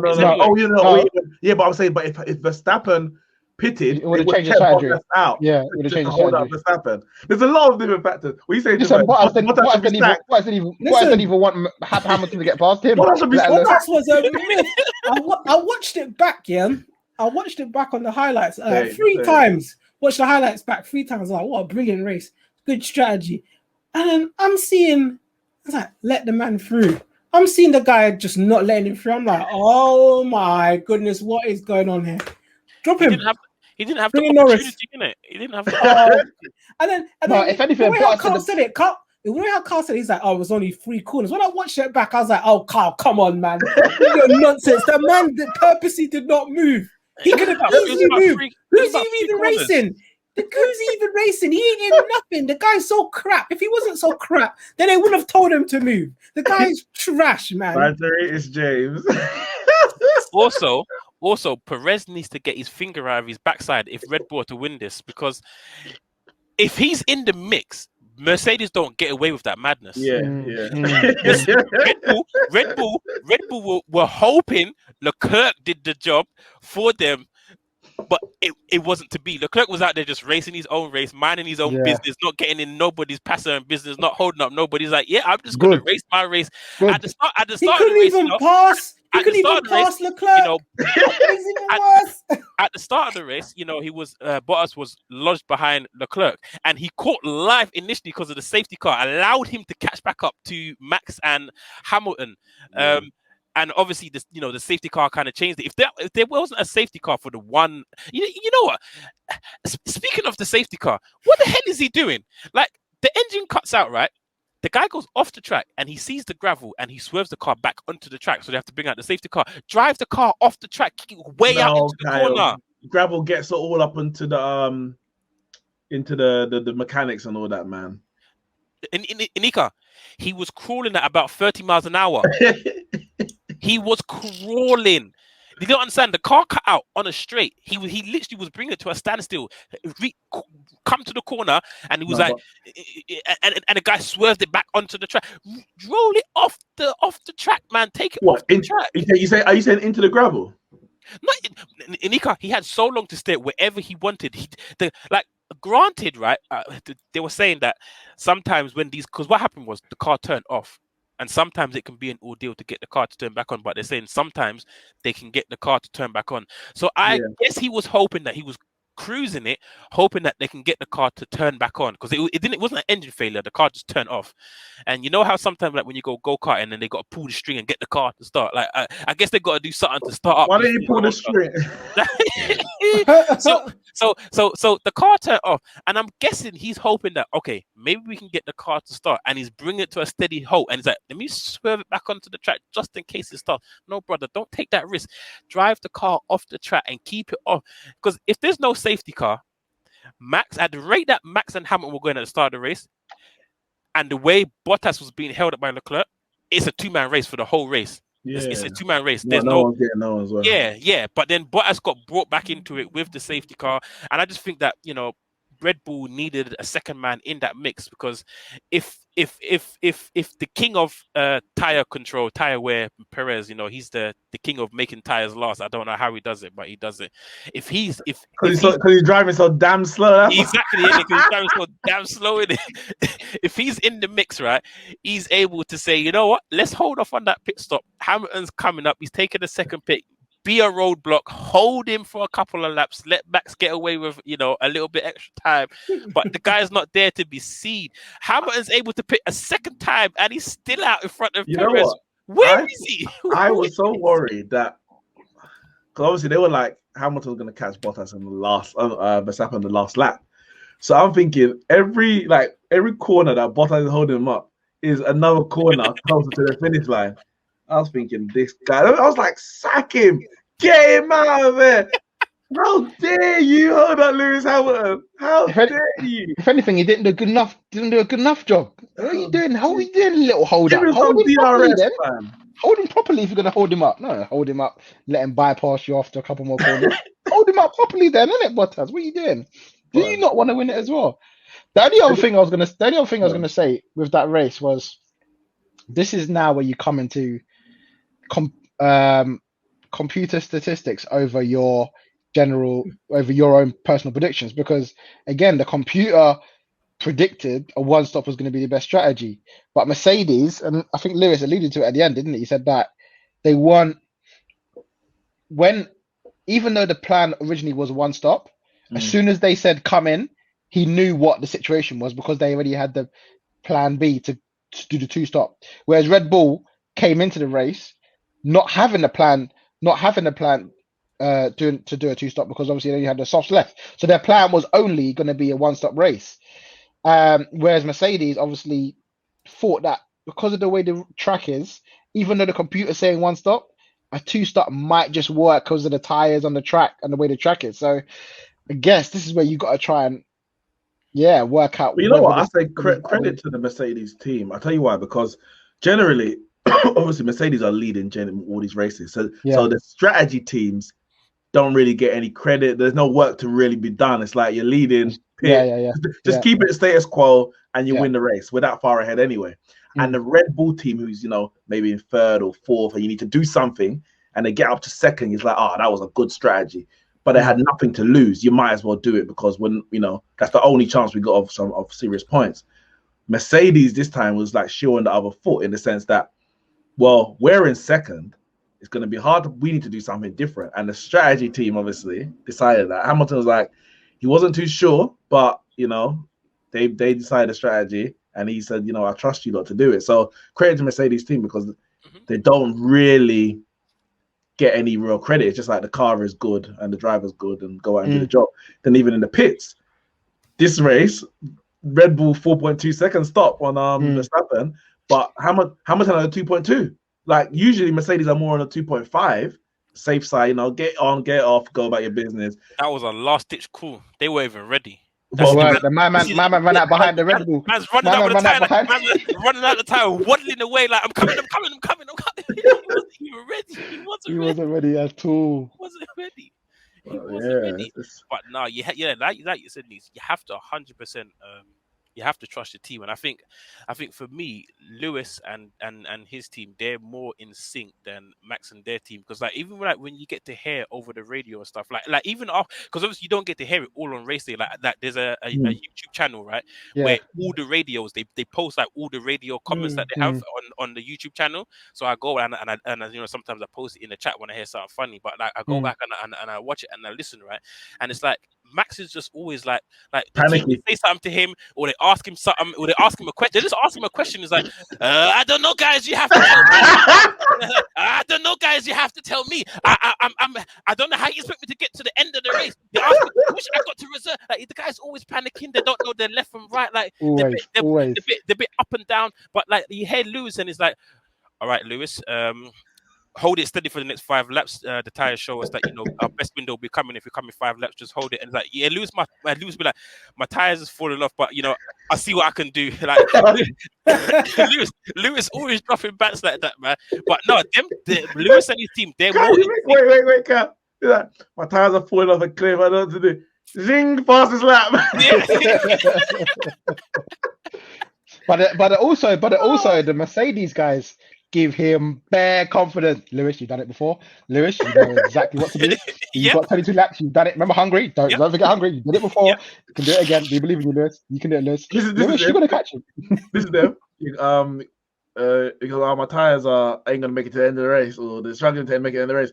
And then I think the engineer's like, he's not gonna struggle even more. He's like, I know. Lewis, who you fooling? Just drive the car, isn't it? Might as well have a chat. Anyone there? No, it was too funny, man. Listen, every day after these, I wake up and I'm just like, damn, Lewis Hamilton's the GOAT. Like, Lewis, sorry. Can you just take a second? And I hope you lot are really appreciating greatness. I don't want you lot to get lost in the rivalry and we want Ferrari, Leclerc, and Verstappen. This man is so great. Like, just in his 3 races already, we've seen like the best and the greatness of the man. You've got the defensive in I think was it Imola.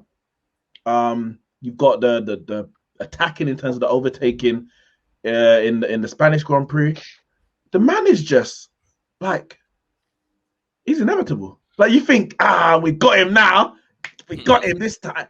The man's just like, nah, I'll show you what it is. I'll show you. Oh, you want to go on pole? Okay, cool. I guess we're going to have to just take up. Oh, you got a better start than me? Okay, cool. Let's do it. Like, I have to say, what overtake that was, though. That was so brave of Max. That was sick. That was so goddamn brave. But the last race was even a better overtake. It's not the Spanish Grand Prix. What was the last race? What was it? Portugal? Say again? The last one was Italy. The last one was Italy. Well, that was Imola. That was Imola. Yeah, when I think he swung around the outside of Verstappen. Like, this man, I'll tell you, he is great. He's something else. And he's gonna win this championship. I'm so certain of it. Like, unless you're going to get 2 failures. I think he's like 15 points clear at the moment.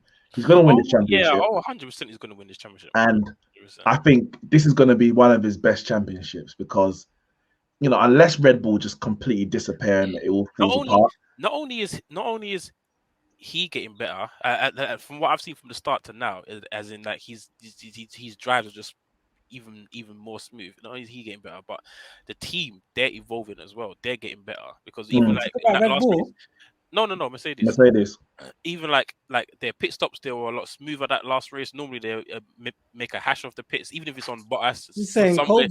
Somewhere down the line, they make a mess. And then just even just like over the few races where the teams are allowed to, like tweak and change and develop their cars. Mercedes have you've already seen it. The improvement on their car, as small as it may be, the improvement on the car is being more than what we've seen of Red Bull. In the first two races, we were like, whoa, Red Bull just seems to be outpacing the Mercedes. Now it's on the other foot. Mercedes look to be faster than the Red Bull.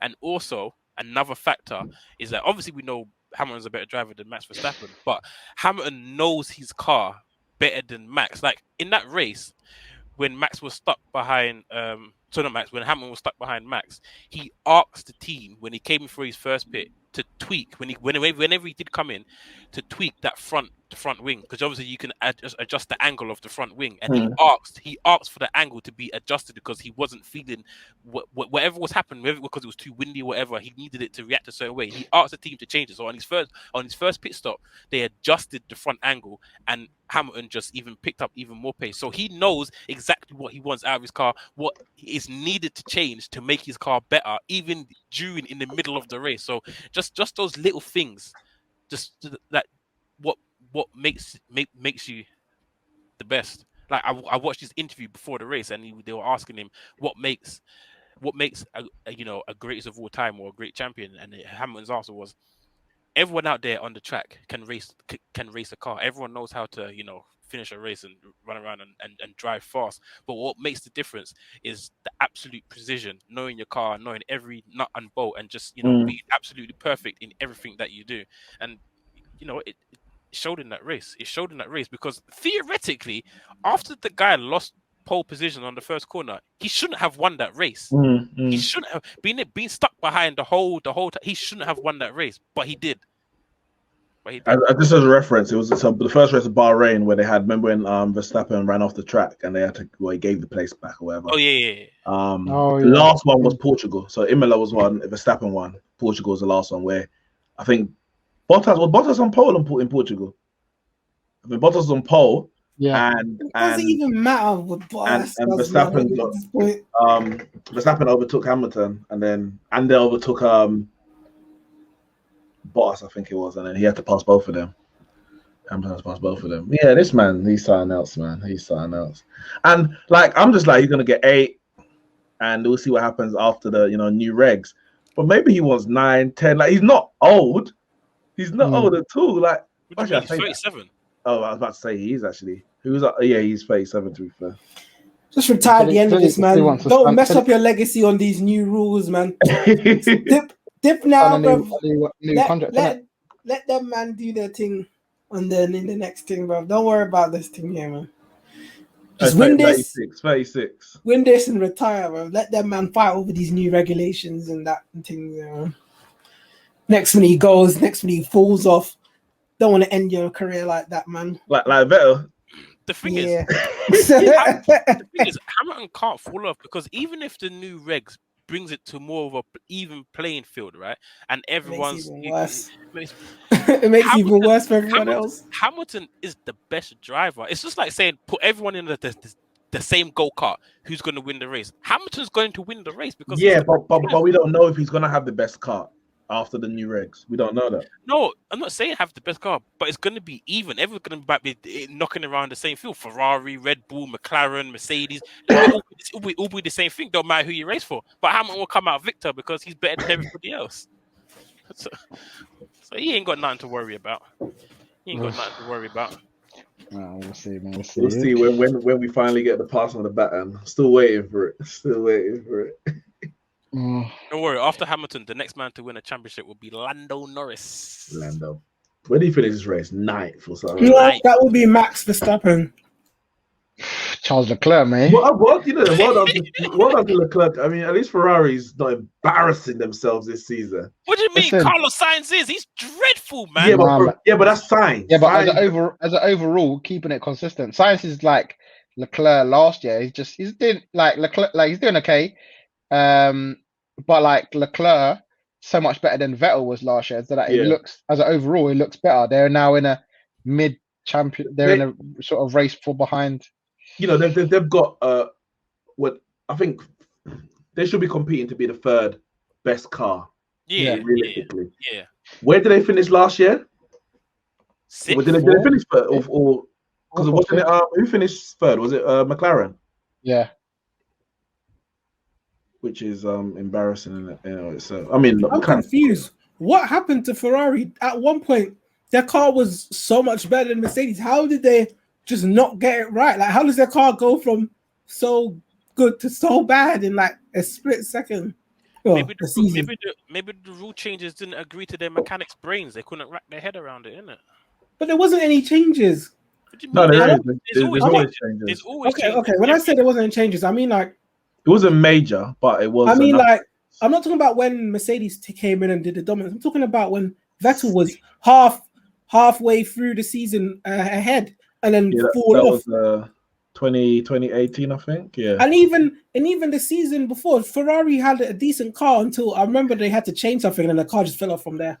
No, they've had the second best car for a couple years. 17, 18, 3 years actually. 17, 18, 19. But after 19, so like last year, they finished 6th. That's what I said, 6th, yeah. That's embarrassing. Behind Renault. Also, you had Vettel, so there's a bit of both for that. You mean a 4-time champion? Mm-hmm. A 4-time champion. And it was so funny. People were saying he's only driving like this because they messed him up with the contract. He's still driving like this now. He's lingering down there. He ain't got no points this year, bloody hell. Yeah. Awful, man. Big shout out to Mick though. He's having a good season. I mean, he's having and the last race was the first time a Haas finished above any other car. Like normally they're the bottom two. Wait, who they finish above? It was Saunders, but Saunders. You saw the crashed out.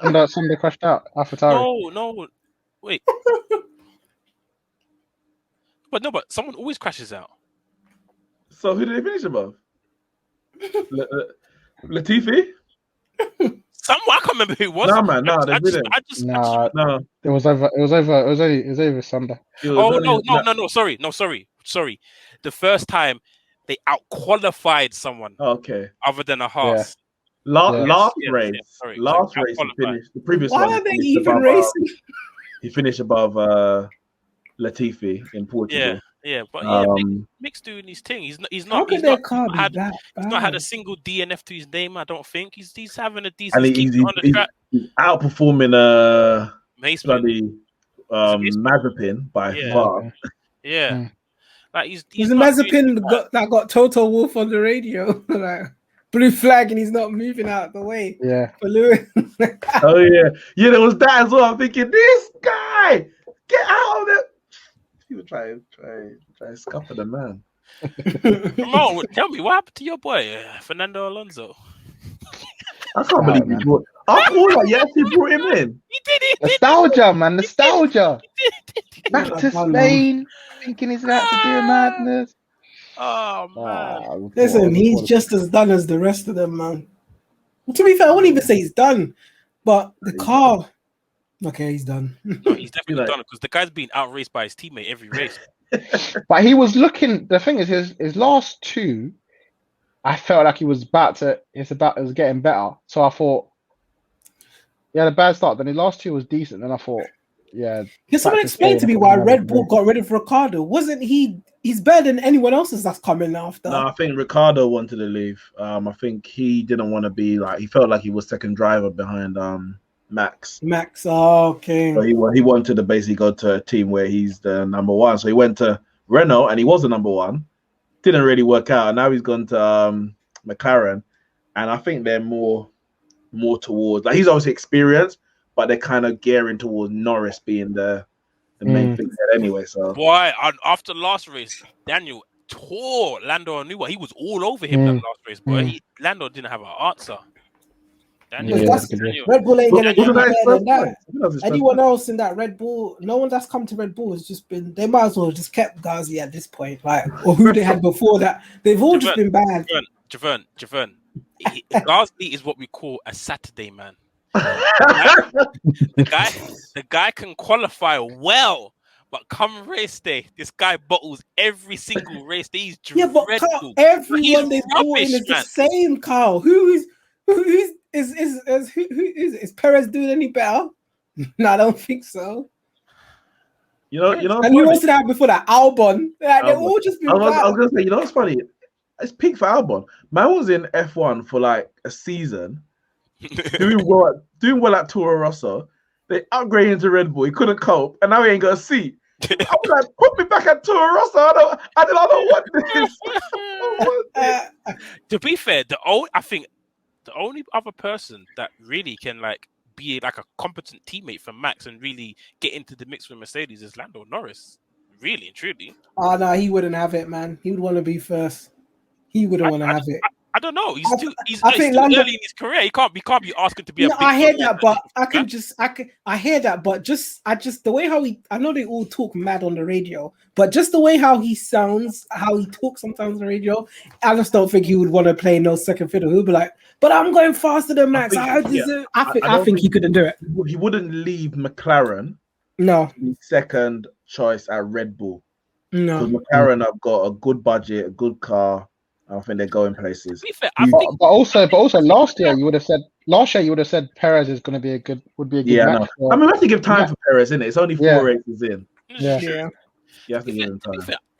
I kind of think that Lando's on level playing field with Daniel at the moment. I don't think he's number one. I think they just treat them the same. You know, I hear you, but I don't think he'll leave McLaren, whether he's level or one, to be second at Red Bull.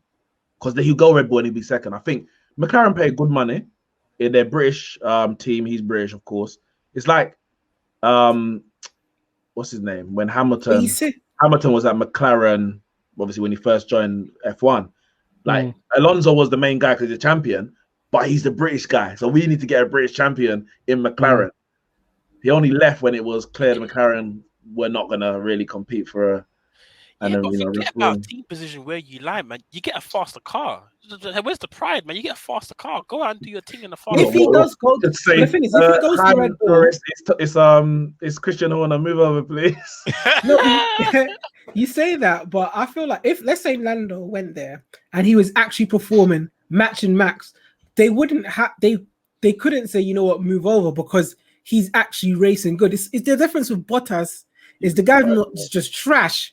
So obviously, yes, Ferrari move out the way because you're not in a race. Ferrari told Kurt to move over when he was racing. He was quicker than Vettel last season. Yeah, but Vettel, boy, I don't know about that one. But I don't know. I guess it happens, but who knows? You're right, but you're right then. Yep. Well, that was it's an exciting season ahead, I think, man. Exciting. So you didn't join fantasy, innit? That would have been. Oh. Me? Yeah, I can't deal with that pressure, man. I stopped playing all those fantasies, man. It gets too much. I was like, yeah. I'll put this team in. This person doesn't bang. It's all going to pot. I can't deal with all that. I keep seeing it's just stuff, just hearing stuff like Ramon putting in Alonso, and I'm just like, I just don't have time for that. You're just here scrapping around for points. You start doing things like bringing in Alonso, dropping Hamilton, and all of these things. I can't do Ramon's fault. That's 100% Ramon's fault. That transfer didn't even make no sense. This guy asked stuff for advice, and he went against it. I don't trust you, man. That's why. That's the thing. I don't know. I don't think I can deal with all of that stuff, man. And then there's always 1 week where I forget, and then it just all goes to pan from there. So I just said, you know what? All fantasies I'm finished with, man. I can't keep up with them. So I just tried to enjoy the race on the weekend. Listen, we're just gonna end with the boxing, because there was boxing this weekend. Canelo and Billy Joe Saunders for the Super Middleweight title. Titles, I guess. Canelo's got a few, and Billy Joe's got one. And yeah, Canelo proved his worth again. Billy Joe retired on his stool with a fractured eye socket in a couple of places actually. And again, it kind of led us to what we spoke about a few weeks ago with Daniel Dubois. Obviously, Daniel Dubois fought against Joe Joyce. Damaged his eye socket, decided to take the knee because his eye was hurting too much, and he quit halfway through. Billy Joe made it through the round after fracturing his eye, but then he told his trainer Mark Tibbs that he couldn't see at all, and then he decided to retire, or maybe his trainer decided to retire for him. This whole thing on quitting in the boxing, is it a thing where it's like you have to protect your as a trainer, you have to protect your man, isn't it? The man that you're letting out in the ring. Yeah. Would it have been stupid for Mark Tibbs to allow Billy Joe to go back in? It would have been, what's the word? A dereliction of duties. And I guess the problem is, in this day and age, everyone's woke, and everyone wants to be, to be the one to show that, I'm thinking about health and this. Everyone's on that kind of tip. That if he didn't, people would have come down on him. Yeah, are you gonna send him back out like that? What about him? And I'm not saying it's wrong or right, but I'm just saying it's a different era now than it used to be. People are more wary about that. Head injuries in football, all those kind of stuff. People are much more wary about it. Back in the days, you'd be like, see, look at he's playing on with the bandages and the blood pouring. Now it's like, oh, no. You don't mess around with head injuries. Again, I'm not saying it's wrong. It's just a different era. And again, he made a run for his own back by calling out Daniel Dubois. But equally, it's the right decision. The man got a fractured eye socket. Like, the fight has been lost. You have lost that fight. Why? Just to prove that I'm a man.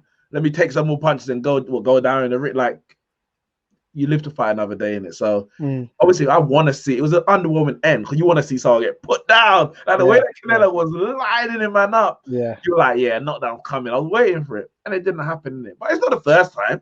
The first time man sat down, Muhammad Ali won his first one. Sang Liston didn't get up. And I don't think he had a fractured eye socket. He just knew the fight was lost. There's no point.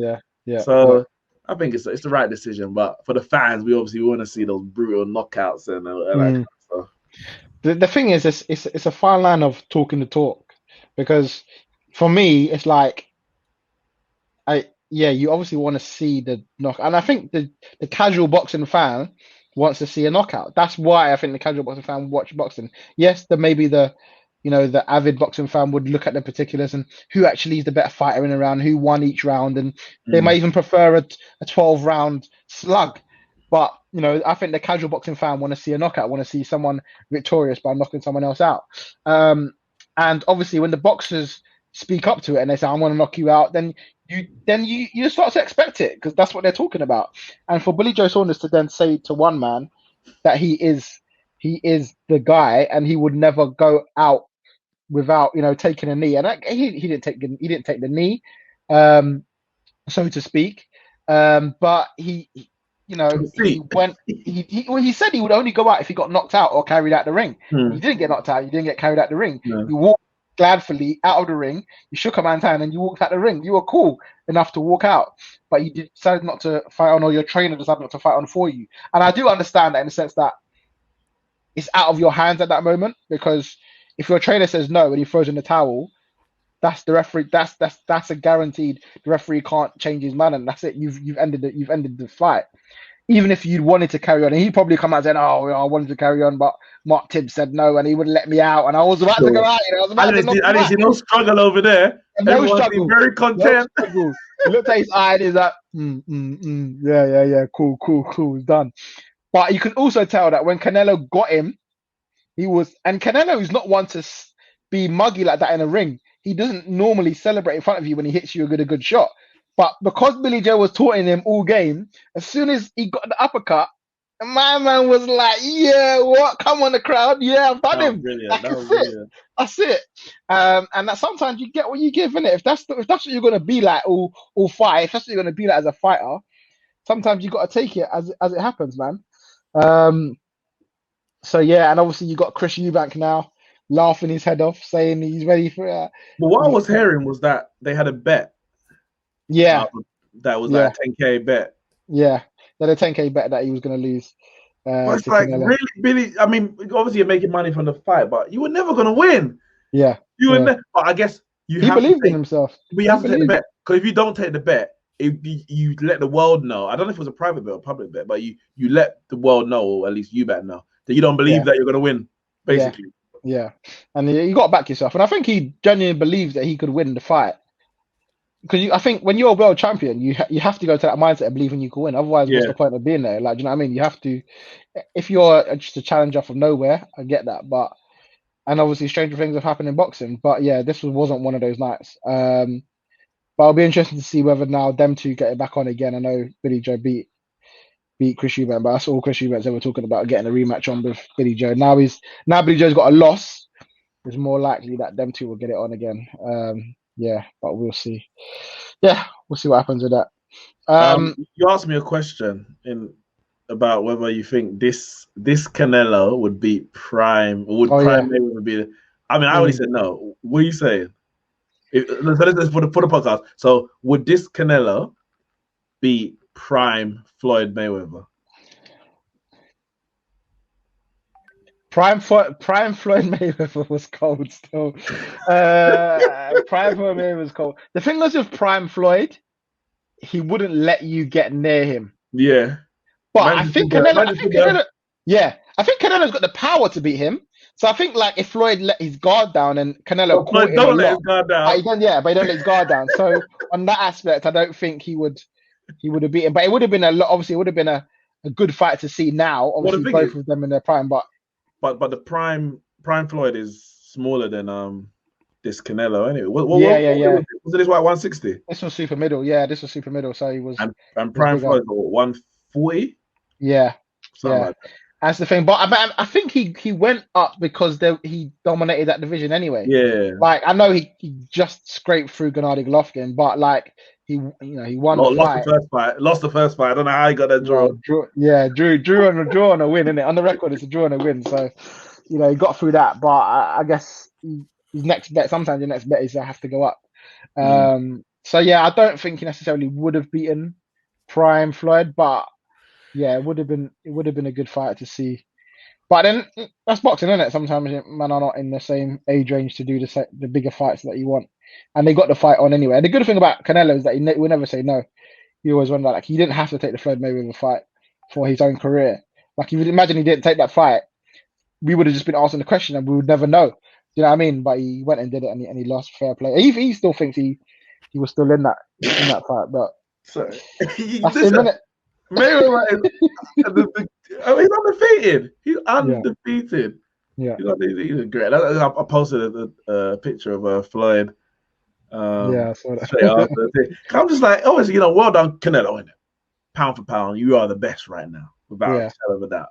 Yeah, but there's levels to this. You remember where you came from. You lost to Floyd, but you're good. You're good. But I guess he can hang on the fact that it was a majority decision, isn't it? So like someone believed in him. Someone believed that he won that. But yeah, that's that. Listen, just to end the podcast, we now have it confirmed that the three teams that are going down from the Premier League this season are Sheffield United, West Brom, and Fulham, with 3 games to go. The earliest 3 teams have been relegated from the Premier League ever. No one's ever got this been relegated. All 3 been relegated this early. So which Chris Wilder was there to experience. No, well, Chris Wilder, he ain't got a relegation in his CV, bro. He survived it. You're lucky. Yeah, but Big Sam now does. He didn't survive it. Yeah, this is his first. I guess the more you go in the Championship, you're one season. I mean, Premier League, you're one season closer to getting your first relegation. There you go. Big Sam. The odds were against Big Sam. It was coming. The odds were against. The odds were against. He couldn't say no to the money against his record, didn't he? He couldn't say no. He just said, "Nah, the money's better." It was coming. But you know what? Now that means a lot of these games now are so dead rubber. Like you're gonna get So I'm looking at Southampton are obviously everyone's safe on that session. Southampton are safe, and they've got everyone's safe. Southampton playing Palace, dead game. Fulham, dead game. Leeds, dead game. West Ham, there's something on that for West Ham possibly at the end of the season. You got Brighton, West Ham, important game, but dead for Fulham. So dead for Brighton. So everyone that's playing these teams, you should be battering them because they got nothing to play for. Man City, Brighton. Man City might probably going to win it against Newcastle because again they're safe. Arsenal, Brighton. Arsenal can end the season on a high and look forward to next season. We're in preseason right now, bro. We're in preseason. Newcastle, Man City win the title. Newcastle, Sheffield, you're both down. Fulham, Newcastle, you're both down. No, sorry, both down. Sorry, Fulham's down. Sheffield's down. Like these games are dead. Burnley are playing now. But Burnley Liverpool game. What I was like, Liverpool might not go and get a point against Burnley. No, they will. They've got nothing to play for now. Burnley kids. They've got nothing to play for. Burnley kids. This is thrown the cat amongst the pigeons, man. It has. It has. But that happens, isn't it? I mean, the thing is. No, it doesn't. This is the earliest it's ever happened. It doesn't happen. No, it happens. It happens in terms of sometimes you get to the end and certain man ain't gonna have to play for it. You got to do it. But luck was in it. This is the first time it just kept going that it had to happen. I'm telling you guys, it's a thing, bro. It's a thing. Listen, records are there to be broken. If Leicester and Chelsea win their next 2 games, the last day, Sunday, and the season is going to be dead. No one's going to care for nothing. I guess the only thing to look forward to those last 2 games are the fact that it's the first games back with fans. So, yeah. I mean, at least the fans will be happy to be there, even if there's nothing to play. Well, yeah, we'll see. We'll see if that actually, see what that means. What that actually means. Maybe West Ham won't win the game there. I was thinking about that. Gonna have the fans back and it's gonna cost them top 4 or whatever. Yeah. We'll see. Yeah, coming to an end. I think it's just next Sunday. Not this weekend, next Sunday. Premier League's done. And then we'll get into our next podcast. We'll get into our team of the year, players of the season. We'll look back at our predictions. And see who went where in it, who went left, and who got it spot on. We'll go from there. But guys, thank you all for listening and watching. If you're on back at those predictions, if you're on the YouTube, make sure you smash that like button and subscribe if you're new, and follow us on all of the audio platforms if you're listening to us on those as well. But we are out. Episode 62 is a wrap. Thank you all for going in, and I'll see you all soon. Peace.